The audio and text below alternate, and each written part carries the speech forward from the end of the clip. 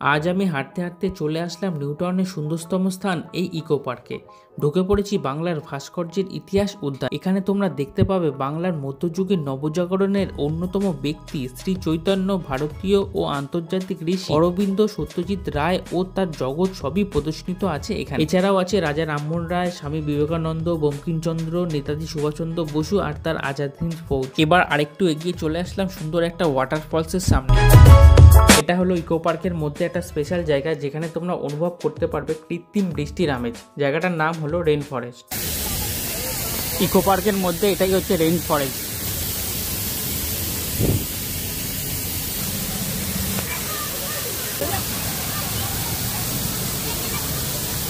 ভেজা রাস্তার মধ্যে থেকে বেরিয়ে যাবো। দেখো সামনে কত জোরে বৃষ্টি হচ্ছে।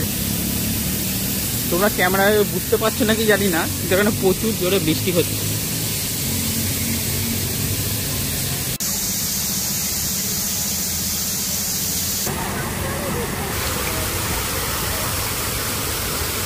আরেকটু এগিয়ে গিয়ে অনুভব করলাম ইকো পার্কের শান্ত জলরাশি আর তার সৌন্দর্য।